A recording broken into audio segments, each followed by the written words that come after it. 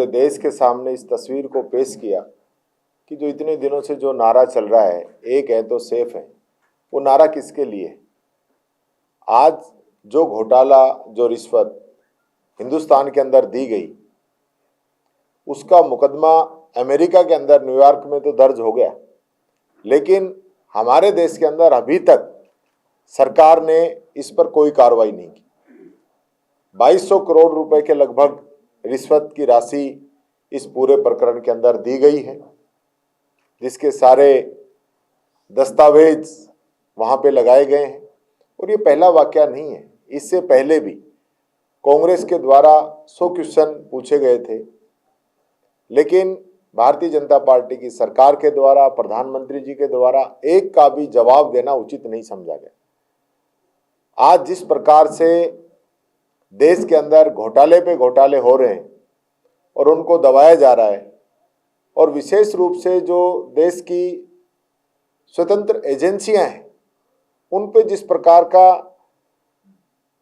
भार डाला गया है, उनको दबाया गया है, उनको कैप्चर किया गया है, चाहे ईडी हो, इनकम टैक्स हो, सीबीआई हो और चाहे सेबी हो, इन सब का जो मूल काम था वो छोड़ के ये सारी जो संस्थाएं हैं उन कामों से भटक चुकी हैं और इनका राजनीतिक दुरुपयोग भारत की सरकार लगातार कर रही है।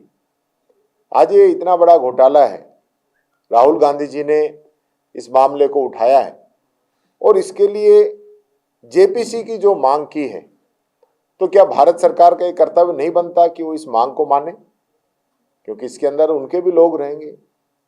जेपीसी तो ज्वाइंट है, सब लोग मिलके इसके अंदर जांच करते हैं, तो उनको तुरंत इस पे जांच के आदेश करने चाहिए, जांच हो।